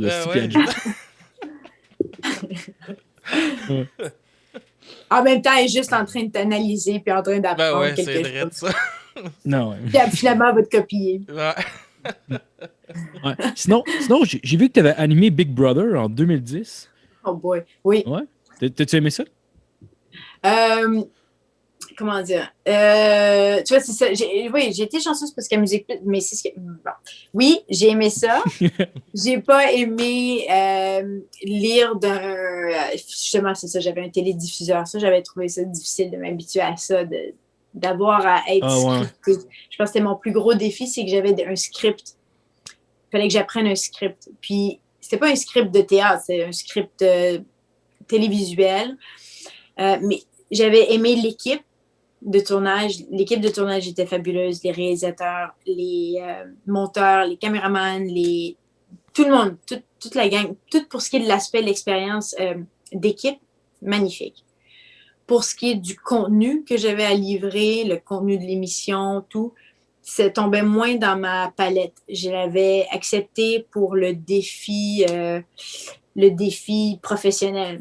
C'était quelque chose de nouveau. Ça tombait dans la télévision généralisée. J'avais jamais vraiment connu une expérience comme ça. Donc, j'étais contente de vivre ça tout en gardant mon poste à Musique Plus. Puis, disons que j'étais toujours heureuse de retourner à Musique Plus. Puis, pas que c'était mes pantoufles, mais j'étais bien à Musique Plus. C'était plus dans ce que j'aimais faire.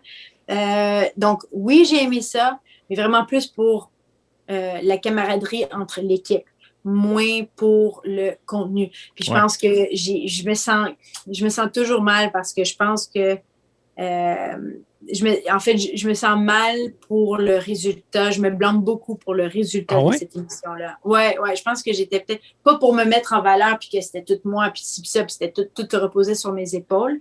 Mais tu sais, j'animais l'émission du dimanche qui était comme la soirée d'illumination.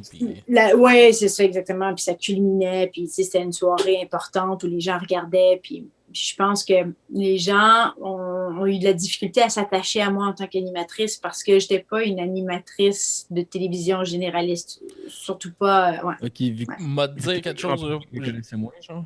Oh. Pardon? Vu que le grand public, tu avais l'impression qu'il te connaissait moins, mettons que genre. En fait, pas ça. Je pense que le grand public, c'est parce qu'ils ont vu que j'étais pas à ma place. J'étais pas bien à être scriptée. J'étais pas bien à lire un télédiffuseur. Un télésouffleur. Pas de plaisir à être là tant que ça. Genre. Ouais, je pense qu'ils ont peut-être senti ma vibe. Donc, ils se sont pas attachés à moi. Puis je pense que ça a peut-être affecté le succès de cette émission-là. Puis je me sens mal pour les gens qui avaient confiance en moi, les Rémillard qui avaient confiance en moi. Ouais, je me sens mal pour eux. Désolée. Moi, je vais te dire, je l'ai pas écouté. Là. J'écoutais pas de télé-réalité en 2010, là, mais j'écoute celle-là de cette année. Là, puis, t'as-tu vu qu'il l'avait ramené au Québec? Pas mal. Oui. Pas mal sûr que tu faisais de meilleur job que Marie-Mé. Oh oui, c'est vrai? Je sais pas. Ben moi, elle part déjà avec moi une coupe de prise. Là.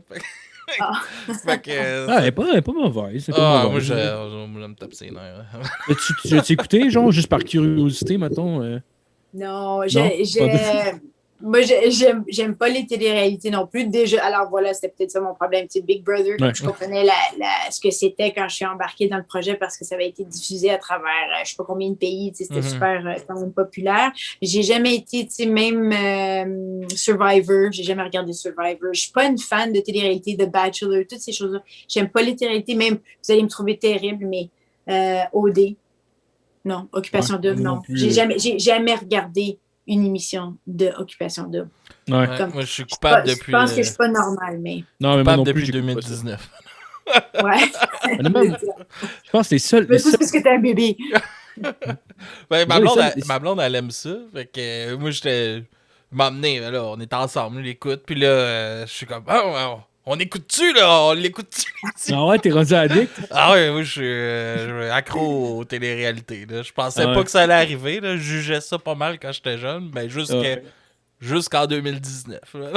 Non, je comprends. Mais je sais pas, les seules émissions de télé-réalité que j'aime écouter, c'est genre les compétitions culinaires, genre Masterchef, des trucs de même. Je sais pas pourquoi c'est. Ben, en même temps, c'est une forme d'art qui me parle quand même, là, genre. Oui. Mais... Ouais, non, je sais pas. Sinon, Oui, parce qu'il y a un talent rattaché. Ma mère est comme ça. Ma mère aime beaucoup regarder les téléréalités de cuisine ou de rénovation. Elle aime beaucoup ça. Ah ouais? Quand j'avais fait un live avec Patrick Groux, puis j'ai regardé son émission à lui pour la construction. Là, ouais, c'est... Puis ça, j'avais trouvé ça un peu le fun. Je trouvais ça parce que justement, encore là, c'est impressionnant de voir comment elle pouvait se débrouiller en si peu de temps. Puis c'était toujours pour une bonne cause, tout ça. Ça, j'avais trouvé ça le fun. Mais encore là, je me suis tapé, je pense, 2-3 émissions. Puis c'est rien contre. Je sais pas pourquoi. Parce que je disais tantôt que j'aimais la vie des gens, puis les gens me fascinaient. Mais C'est pas mais le c'est parce genre que de je monde. pense qu'en fait. C'est pas le genre de Ouais, monde qu'on est ben, intéressé souvent. je sais pas, hein. Je sais pas. Je préfère, on dirait. Ouais, je sais pas. Je Moi, préfère regarder des je documentaires. l'écoute, Ouais. mais clairement pas parce que je suis intéressé par la vie des gens, juste parce que je trouve ça terrible, puis ça me fait rire, là. Puis je veux Ouais, voir ben, qu'est-ce qui va arriver, puis dans quelle merde va se mettre, parce que là, il a dit ça, fait que là, je le regarde, puis je suis comme, tu fais juste te caler, esti. c'est ça. Moi, ça me rend mal à l'aise, je pense. Ça me rend tellement mal à l'aise. Je suis comme trop mal à l'aise. Faut que je change. Puis ben dans le fond, t'as trouvé ça comment, la transition de Musique Plus à, on va dire, plus? Il n'y avait plus vraiment de musique à la fin. T'as-tu trouvé ça comment, cette Une belle transition-là? façon diplomate de le dire. Euh, comment dire? Ben, Fans de dans ma télé-réalité, tête. il y en avait beaucoup, là. Ah ouais, ouais, ouais. Il y a un moment comme. En fait, je trouve qu'il y a eu comme une espèce de.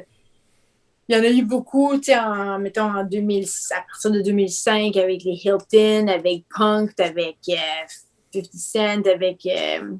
En tout cas, il y en a eu, oui, il y en a Newlyweds, tout ça, il y en avait beaucoup à Musique Plus. Puis, il n'y a rien de ça que je regardais.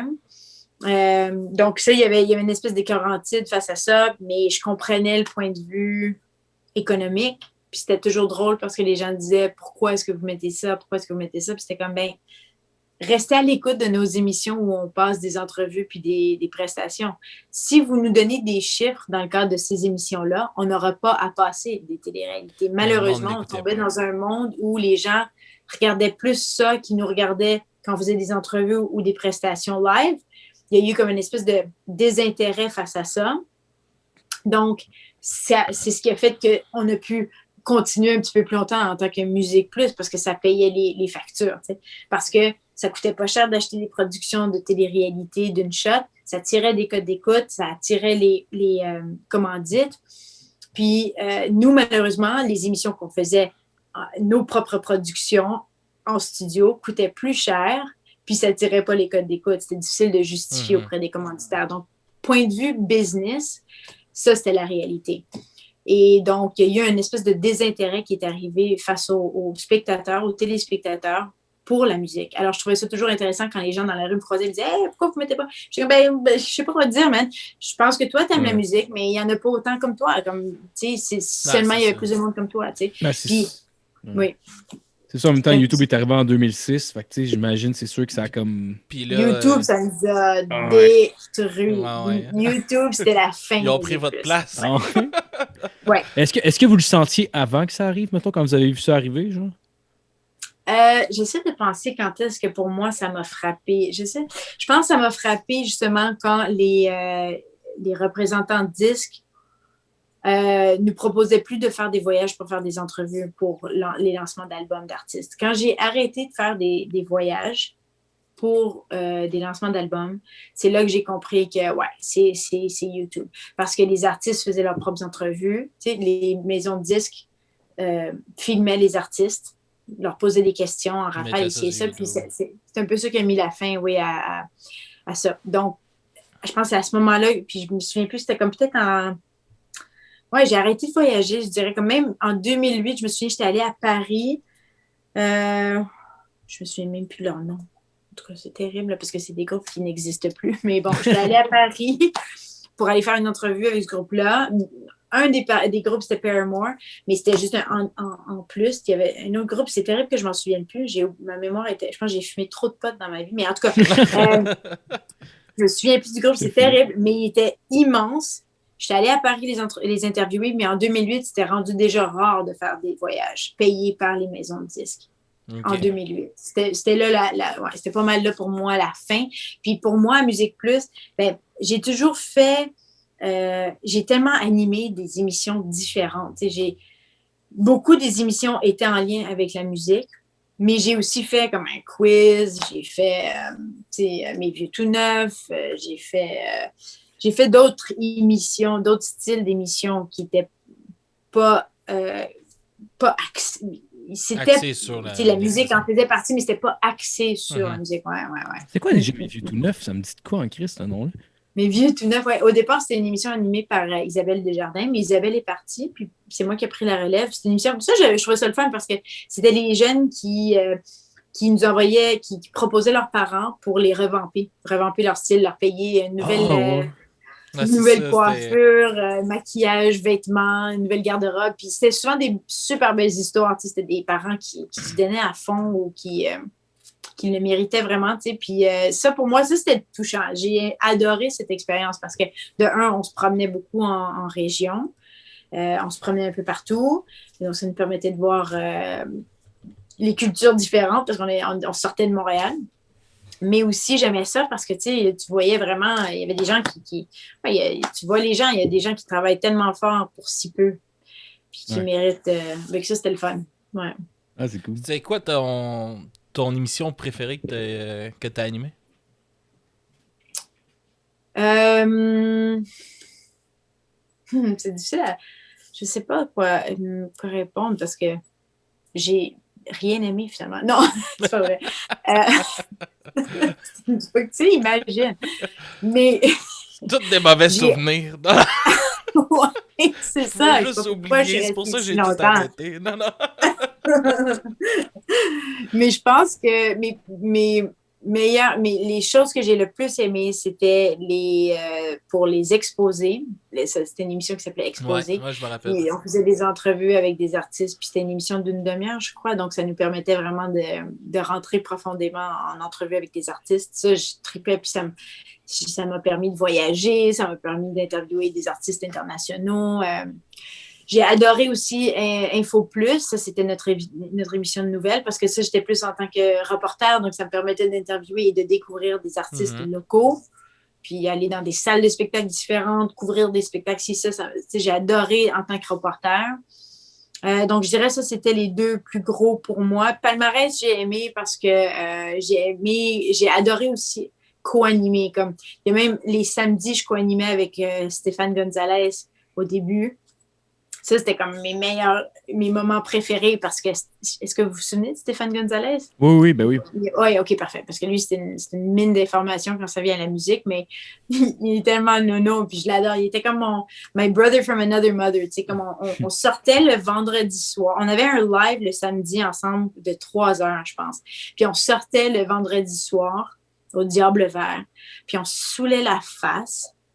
Puis on était lendemain de brosse le samedi, puis ça faisait qu'on était comme plus en feu, puis nos blagues étaient plus connes, puis on s'amusait. T'es plus fluide, on dirait, quand t'es hangover. Je sais pas pourquoi. Ouais. Tu y penses moins. Ouais. Ça dépend pour toi, Marco. Non, mais genre, dépendamment, là, mais une zone, on dirait que t'as encore un peu d'alcool dans le sang, puis t'es fluide, genre, un peu plus, je sais pas. Ouais. Je sais pas si je serais capable de faire ça maintenant, par exemple. Comme je me souviens même, j'étais à Ottawa, j'étais venue faire une entrevue avec Tom Green, puis on avait sorti toute la nuit. Puis le lendemain, il fallait que je commence à filmer à partir de 7 heures du matin. Puis je me souviens littéralement de vomir, puis de faire la cote, tu sais, faire l'anime. Je pourrais pas faire ça aujourd'hui, comme c'est certain que je pourrais pas faire ça aujourd'hui. Là. Il était-tu cool en entrevue ou il essayait d'être weird un peu, Tom Green? Tom Green, non, c'était un tata, mais il est super fin. Il est super gentil. Non, il était très gentil. Puis, on est sortis avec lui, donc on avait vraiment fait la fête avec lui, puis il était fin. Ouais, mais il était cool. Mais je me souviens plus vraiment du contenu de l'entrevue. Mais ça s'est bien passé, on s'est bien entendu. C'est rare, honnêtement, que je me suis pas entendue avec les gens parce que je pense que je suis un peu caméléon, puis j'essaie de me mouler à leur personnalité pour que le meilleur ressorte. Donc, c'est rare que j'ai eu des mauvaises expériences avec les gens, ouais. Ah, c'est cool. Ça arrivait-tu souvent que tu sortais après ça avec le monde puis que vous sortiez brosser, genre? Ou... Non, pas tant que ça. Non, pas tant que ça. Non, parce que c'était rare aussi qu'on faisait des entrevues nécessairement le soir. Ça m'est arrivé de sortir avec des artistes, puis on a fêté. Comme je me souviens, mais ça, c'était fou comme expérience. Ça, c'était que je me sentais comme Hunter S. Thompson un petit peu dans cette expérience-là. j'étais allée avec Mia, parent qui était à l'époque une productrice de Musique Plus, puis on est allé rencontrer les gars de Green Day à un hôtel. Puis, mais, tu sais, encore là, je disais aux filles, soyez intelligentes. Mais j'étais intelligente dans le sens que Mia, j'avais confiance en elle parce que Mia les connaissait, puis elle était quand même quelqu'un qui était très respecté dans le domaine artistique, puis tout ça. Puis il y avait je pense qu'il y avait le relationniste de presse, ou en tout cas, il y a quelqu'un qui était là aussi, puis on n'était pas juste tout seul dans une chambre d'hôtel avec ces gars-là. Mais Trey Cool m'a montré comment fumer du pot à travers une pomme, dans une pomme. J'avais jamais fait ça de ma vie, puis j'étais comme, waouh, c'est dommage cool. Puis après ça, on est allé voir un spectacle au Métropolis avec eux. Puis j'étais stone, puis je marchais à travers le Métropolis, puis tout le monde était comme, man, c'est Green Day. Puis tout le monde capotait sur eux, puis j'étais comme, oh man, je suis trop stone. Puis c'était weird comme expérience. Je me sentais vraiment comme Hunter S. Thompson. Mais juste que pour dire que c'est très cool qui m'a appris à fumer du pot à travers une pomme. Ah ouais, c'était cool. sick. C'est une bonne anecdote. Yeah. Ouais. Ah ouais. Ouais. Bon, mais ils étaient fins, tu sais, ils étaient tous. Ouais. Bon, ça finit, hein? Non, mais on va. Non, mais on va rapper ça. Ça fait déjà 1h30 qu'on est là. Merci, puis... hein? Merci, moi, je parle trop. Ouais, cool. Mais non. Merci à vous. Avoir plus de temps, on le ferait plus longtemps encore. Mais on va se laisser sur 2 chansons que tu as choisies. Tu as choisi en premier, on va y aller avec Spider Bay de Black Betty. Black Betty de Spider Bay. Ouais. Excusez. Oui. Puis, Spider Bay. Puis après ça, on va aller avec Prodigy qui est Voodoo People. Il y a une raison pourquoi ces 2 chansons-là? Oui, ben Spider-Bait, je me souviens, c'était le vidéoclip quand il est sorti. C'est un clip super le fun. J'invite les gens à aller le voir. Spider-Bait, c'est un groupe australien qui ont repris Black Betty. Les gens ont tendance à penser que c'est Ram Jam, mais c'est pas Ram Jam qui est sorti dans les années 70, mais c'est pas Ram Jam, les créateurs de Black Betty. Black Betty, c'est une vieille chanson. C'est pas une chanson même, je pense, de 1800. Là. Ah ouais? Ouais. C'était le premier à l'interpréter publiquement, c'était Lead Belly. Mais même avant ça, Black Betty s'était chanté, là.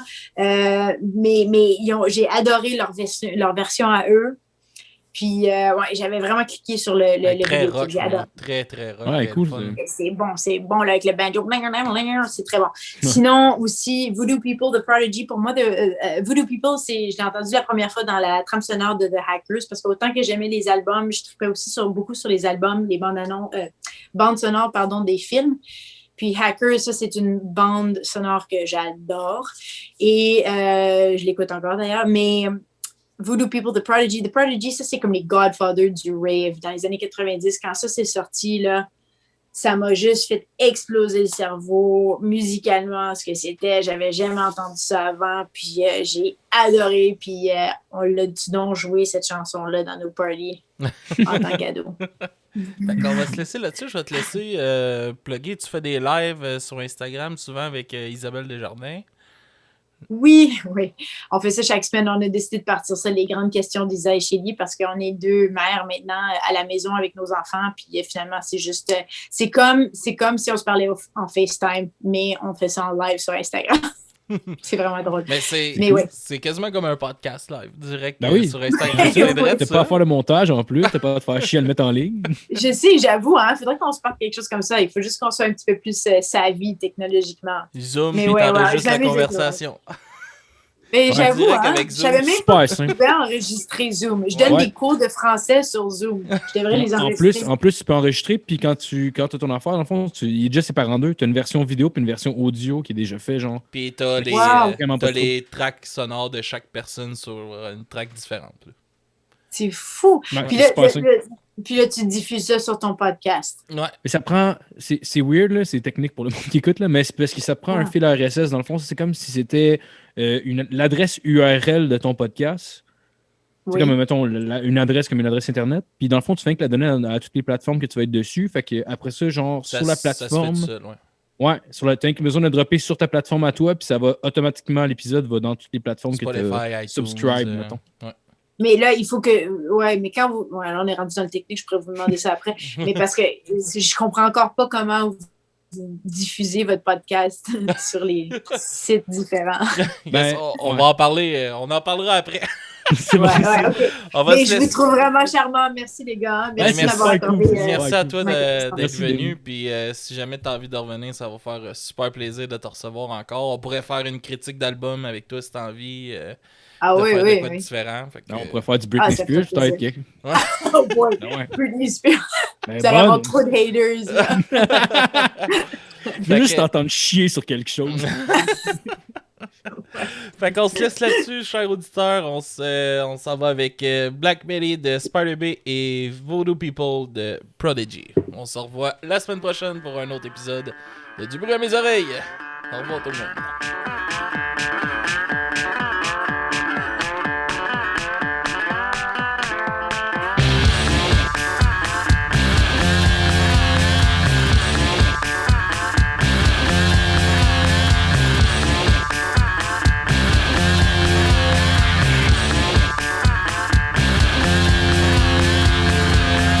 Black Betty, bam, bam, yeah, Black Betty, bam, bam, Black Betty had a child, bam, bam, dancing gone wild, bam, bam, she's always ready, bam, bam, she's all rock steady, bam, bam, whoa, Black Betty, bam, bam, yeah, Black Betty, bam, bam.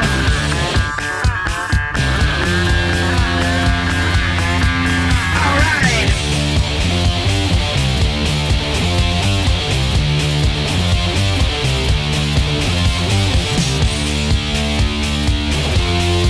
Black Betty, bam, bam, yeah, Black Betty, bam, bam, you really gets me high, bam, bam, yeah, that's no lie, bam, bam, she's always ready, bam, bam, she's all rock steady, bam, bam, whoa, Black Betty, bam, bam, yeah, Black Betty, bam, bam.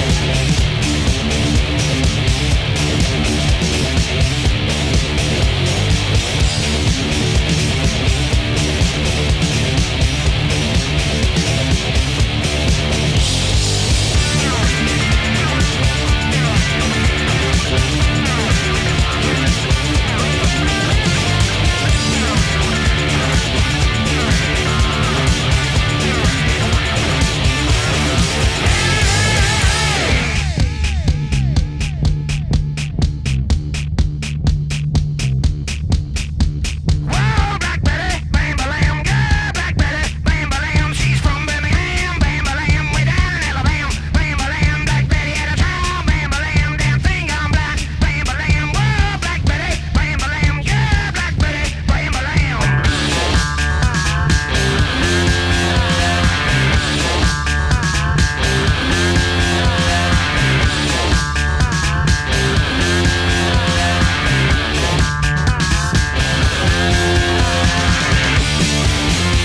Oh yeah.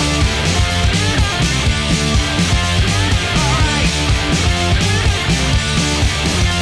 Oh yeah. Oh yeah.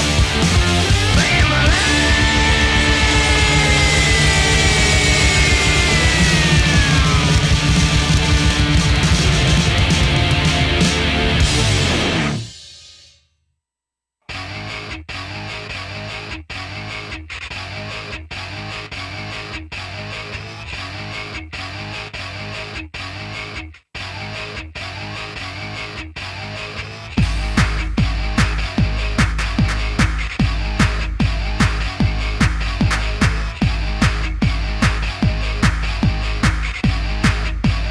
magic people, voodoo people.